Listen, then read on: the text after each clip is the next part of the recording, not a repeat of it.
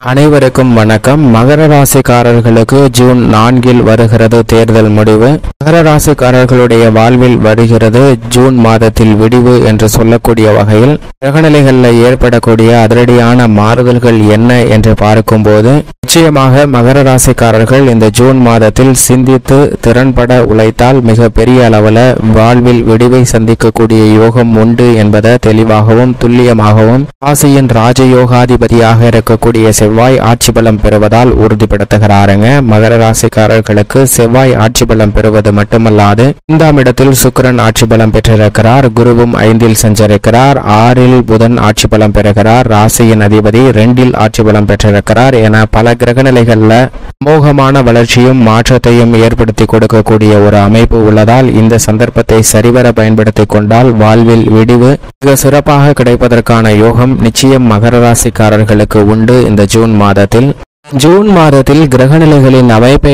ஆராய்ந்து பார்க்கும்போது கிரகநிலைகள்ல பல அதிரடியான மாறுதல்கள் ஏற்படுகின்றன. மேலும் குறிப்பாக மிக முக்கியமாக பூமிக்காரகன் மங்களக்காரகன் என்று சொல்லக்கூடிய செவ்வாய் இந்த மாதத்தின் துவக்கத்திலிருந்தே ஆட்சி பலம் பெற்று தனது சொந்த ராசியான மேச ராசியில் வலுவாக அமர்ந்து சஞ்சரிக்க போகிறாருங்க. பூமிக்காரகன் மங்களக்காரகன் சகோதரக்காரகன் என்று சொல்லக்கூடிய செவ்வாய் ஆட்சி பலம் பெறுவது நிச்சயம் வரவேற்கத்தக்க ஒரு அமைப்பாக பார்க்கப்படும்.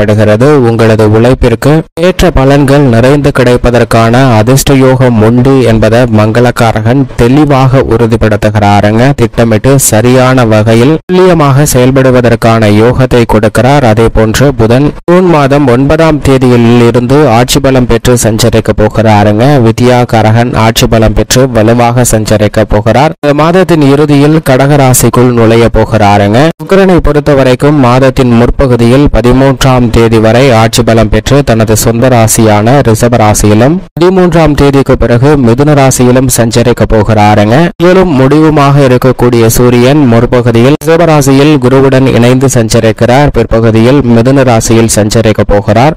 கிரகங்களிலே வலிமை வாய்ந்த கிரகங்கள் என்று பார்க்கக்கூடிய சனி இந்த மாதம் முழுவதும் ஆட்சி பலம் பெற்று கும்ப ராசியில் வீற்றிருக்கிறார். குரு மிக வலுவாக ரிஷப ராசியில் சஞ்சரிக்க போகிறார். குருவின் அமைப்பில் மாற்றமில்லை. ராகு கேதுவின் அமைப்பிலும் மாற்றமில்லை. ராகு மீனராசியிலும் மோட்சக்காரகரான கேது கன்னிராசியிலும் வீற்றிருக்கின்றனர். சந்திரன் 12 இடங்களிலும் மாறி மாறி சஞ்சரிக்க போகிறார்.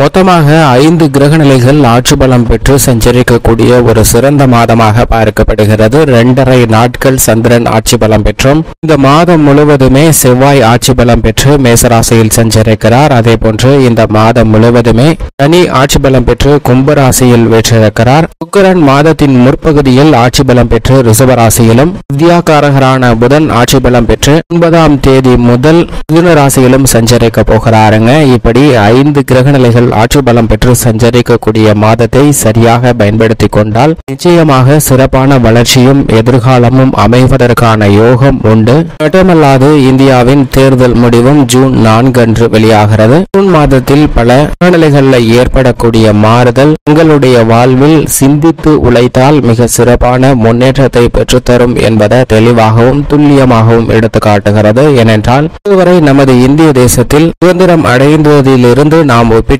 பார்க்கும்போது விலைவாசி அன்றாடம் உயர்ந்து கொண்டேதான் செல்கிறது. ஜூன் 4 பிறகு ஆளுகின்ற கட்சி ஆட்சி அமைத்தாலும் எதிர்கட்சி ஆட்சி அமைத்தாலும் விலைவாசி உயர்வு என்பது கட்டுக்குள் இருப்பதற்கான சாத்தியக்கூறுகள் குறைவு என்று சொல்லிவிடலாம். எனவேதான் சிந்தித்து உழைத்தால் நமது வாழ்வில் விடிவல் பிறக்கும் ஒரு மாதமாக ஜூன் மாதம் அமையும் என்பதில் சந்தேகமே இல்லை. கடினமாக உழைத்தால் மட்டும் போதாது, நம்மளுடைய அறிவாற்றலை பயன்படுத்தி இருக்கக்கூடிய வளங்களை எப்படி சரிவர பயன்படுத்துவது என்று சிந்தித்தால் மட்டும்தான் உயர முடியும். சமயம் முதலீடு செய்து மிகப்பெரிய அளவில் வளர்ச்சி அடைந்திடலாம் என்று நினைத்து மாட்டுப்பண்ணை வைக்கலாம் என்று ஆரம்பிக்கும் போது நம்மளுடைய நேரமோ அல்லது விதியோ எது சரியில்லையோ என்று தெரியாது. ஆனால் இதுவரை எந்தவிதமான பாதிப்பும் இல்லாமல் நம்ம மாட்டுப்பண்ணை ஆரம்பித்ததற்கு பிறகு கோமாரி நோய் உட்பட பல பாதிப்புகள் ஏற்பட்டு அதிலும் நஷ்டம் ஏற்படுவதற்கான வாய்ப்பு உள்ளது. எனவேதான் சிந்தித்து செயல்பட வேண்டும். இந்த தருணத்தில் நாம் எதை எடுத்தாலும் சறுக்கு சறுக்கல்களை சந்திக்கிறோமே, வீழ்ச்சியை சந்திக்கிறோமே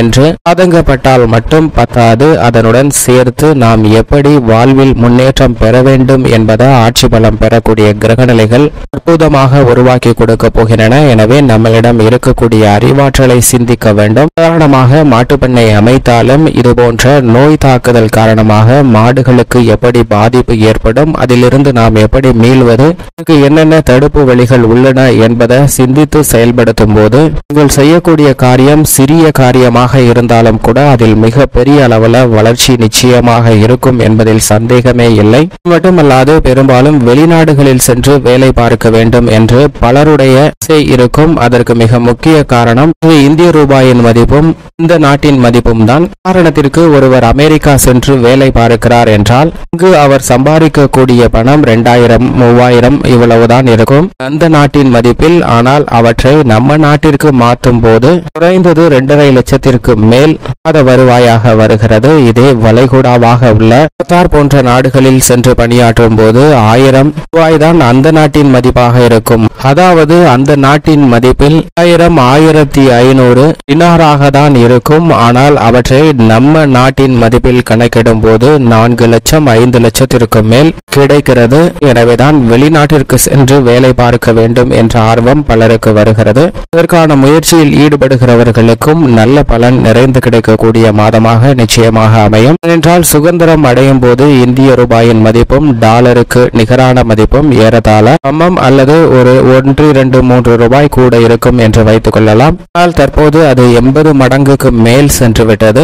நீ வரும் காலங்களிலும் அவை குறையும் என்று எதிர்பார்ப்பதும் கடினம்தான். இவைதான் இந்த தருணத்தில் உலகளாவிய சந்தையின் நுணுக்கமும் அறிந்து அதற்கு ஏற்றாற்போல் சிந்தித்து செயல்பட்டால் நிச்சயமாக நல்ல பலனும் வளர்ச்சியும் ஜூன் மாதத்தில் கிடைக்கும் என்பதில் சந்தேகமே இல்லை. எதுவாக இருந்தாலும் உங்களுடைய உழைப்பும் சிந்தனையும் மட்டும்தான் உங்களுக்கு வளர்ச்சியை பெற்று தரும் என்பதில் சரியாக செயல்பட்டாலே போதும். மற்றபடி அனைத்திலும் நல்லதொரு மாற்றம் நிறைந்து கிடைப்பதற்கான யோகம் உருவாகும். கிரகநிலைகள்ல மேசராசியில் வலுவாக செவ்வாய் ஆட்சி பலம் பெற்றிருப்பதால் இந்த தருணத்தில் புதிதாக அசையும் அசையா சொத்துக்கள் வாங்கக்கூடிய முயற்சியில் நிச்சயமாக வெற்றி கிட்டும். விவசாயம் சார்ந்த புதிய நிலம் வாங்குதல், நவீன உபகரணங்கள் வாங்குதல் போன்ற விஷயங்களை மேற்கொள்ளும் போது அவையும் சாத்தியக்கூறுகளாக கூடிய யோகம் உண்டு. பெரும்பாலும் செவ்வாய் மங்களகாரகன் ஆட்சி பலம் பெற்றிருப்பதால் பல்வேறு வகையான உப நிகழ்வுகளை இந்த தருணத்தில் சிறப்பாக செய்து முடிக்கக்கூடிய யோகமும் உண்டு. சுக்கிரனும் ஆட்சி பலம் பெற்றிருக்கிறாருங்க. எனவே குடும்பத்திற்கு தேவையான வசதி வாய்ப்பை மேம்படுத்துதல், வருமானத்தை உயர்த்தி கொள்ளக்கூடிய வகையில் புதிய வாய்ப்பு நிறைந்து கிடைத்தல் போன்ற அனைத்தும் கிடைக்கும். உங்களுடைய சிறு முயற்சிக்கு கூட மிக பெரிய அளவில் பலன் கிட்டுவதற்கான யோகம் உண்டு. புதனும் மிதுன ராசியில் 9ஆம் தேதியிலிருந்து ஆட்சி பலம் பெறுகிறார். வித்யா காரகன் ஆட்சி பலம் பெறக்கூடிய இந்த வேளையில் சிந்தித்து அனைத்து விதமான பணிகளையும் நுணுக்கமாக செயல்படுவதற்கான யோகத்தை கொடுக்கிறார். வருமானத்தை உயர்த்தி கொள்ளக்கூடிய வகையில் பல வழிகளை சிறப்பான முறையில் திட்டமிட்டு செயல்படுத்துவதற்கான யோகம் நிச்சயமாக கிடைக்கும். சந்திரனும் பெரும்பாலும் சாதகமாகவே வலம் வரக்கூடிய ஒரு அமைப்பாக இருக்கிறது. சந்திர அஷ்டம தினங்கள்ல மட்டும் மிக முக்கியமான பணிகளை தவிர்ப்பது நல்லது. மற்றபடி அனைத்துமே சாதகமாக அமையக்கூடிய யோகம் உண்டு. சூரியன் உட்பகுதியில் ரிஷபராசியிலும் 15ஆம் தேதிக்கு பிறகு மிதுன ராசியிலும் சஞ்சரிக்கிறார். சூரியனுக்கு அதிநட்பு ராசியாக புதன் பார்க்கப்படுகிறார். எனவே புதனின் ஆட்சி வீட்டிற்குள் நுழையக்கூடிய சூரியனின் அமைப்பு காரணமாக அலைச்சல் வெகுவளவில் குறையும். ஆரோக்கிய தொல்லைகளும் பல மடங்கு குறையக்கூடிய யோகம் இந்த தருணத்தில் உண்டு. ஆட்சி பலம் பெற்று சனி சஞ்சரிப்பதால் இந்த தருணத்தில் புதிய வேலை வாய்ப்பு ரீதியான முயற்சிகள்ல நல்ல வெற்றி கிட்டுங்க. பெரும்பான்மையான கிரகநிலைகள் ஆட்சி பலம் பெற்றிருக்கும் போது நீயும் ஆட்சி பலம் பெற்றிருக்கிறார். புதிய வேலை வாய்ப்பு, வெளிநாட்டு வேலை வாய்ப்பு போன்றவை சிறப்பாக உங்களுக்கு கிடைக்கக்கூடிய யோகம் உண்டு. தொழில் ரீதியாகவும் அதிரடியான மாற்றங்களை செய்யலாம். இந்த கிரக நிலைகள் ஆட்சி பலம் பெற்று சஞ்சரிக்கக்கூடிய ஒரு மாதமாக ஜூன் மாதம் அமைவதால் இந்த தருணத்தை தவற விட்டு விடாதீர்கள். சரியாக பயன்படுத்திக் கொள்ளுங்கள். செயல் கிரகமாக இருக்கக்கூடிய ராகு மற்றும் கேது சஞ்சார தூரத்தில் பாதிக்கு மேல் கடந்து விட்டதால் வெகுவளவில் சிரமம் குறைகிறது.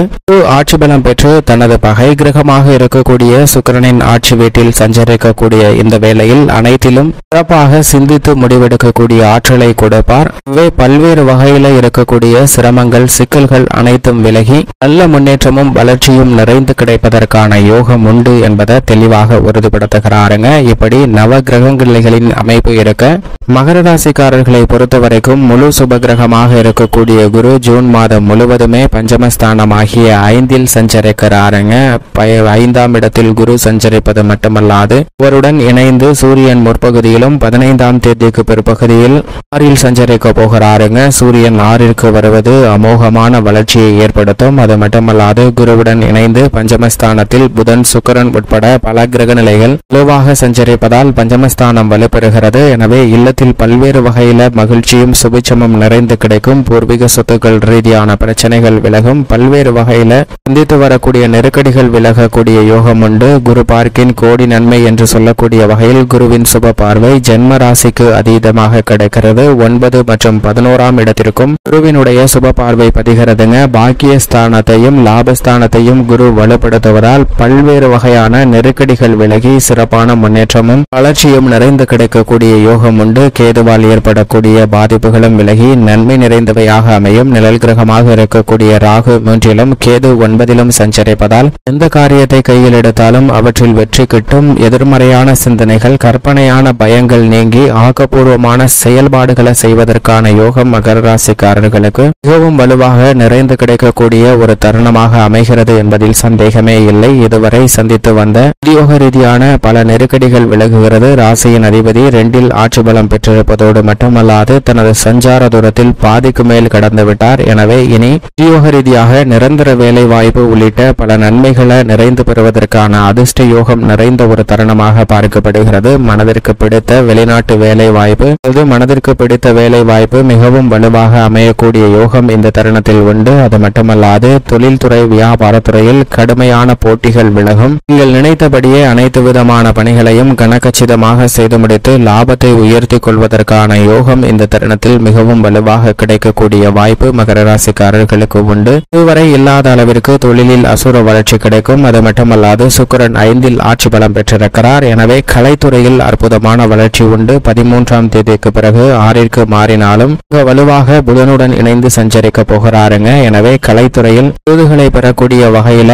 மகர ராசிக்காரர்களுக்கு நல்ல வளர்ச்சியும் முன்னேற்றமும் நிறைந்து கிடைக்கக்கூடிய யோகம் நிச்சயமாக இந்த தருணத்தில் உண்டு. அது மட்டுமல்லாது அரசியல் சார்ந்த பணிகளில் மிகப்பெரிய அளவில் அதிரடியான மாற்றமும் முன்னேற்றமும் தங்களுடைய வாழ்வில் நிறைந்து கிடைப்பதற்கான யோகம் நிச்சயமாக உண்டு என்பதில் சந்தேகமே இல்லை. ஜூன் மாதத்தில் நிச்சயமாக கடின உழைப்பை சிந்தித்து செயலாற்றினால் மிகப்பெரிய அளவில் விரிவு பிறக்கக்கூடிய ஒரு தருணமாக அமைவதற்கான யோகம் நிச்சயமாக உண்டு. ராசியின் ராஜயோகாதிபதியான செவ்வாய் சுகஸ்தானமாகிய 4இல் ஆட்சி பலம் பெற்றிருக்கிறார். எனவே நன்மை நிறைந்து கிடைக்குங்க. புதிய நிலம் வீடு வீட்டு மனை வாகனம் வாங்குவதற்கான யோகம் நிச்சயமாக உண்டு. கால்நடை வளர்ப்பிலும் நல்ல முன்னேற்றம் நிறைந்து கிடைக்க போகிறது. பழைய கடன்களை அடைப்பதற்கான வழிகள் பிறக்கக்கூடிய ஒரு தருணமாக பார்க்கப்படுகிறது. வித்யாகாரகராக இருக்கக்கூடிய புதன் ஆட்சி பலம் பெறுவதால் கல்வியில் சிறப்பான முன்னேற்றம் நிறைந்து கிடைக்குங்க. எதிர்பார்த்தபடி உயர்கல்வி சார்ந்த பணிகளும் சிறப்பாக அமையும். மகர ராசிக்காரர்களுக்கு பெண்மணிகளை பொறுத்தவரைக்கும் குரு சுக்கிரன் ஆகிய 2 கிரக நிலைகளும் பஞ்சமஸ்தானத்தை மிகவும் வலுவுள்ளதாக மாற்றுவதால் பெண்மணிகளுக்கு அனைத்திலும் வெற்றி கிட்டும்.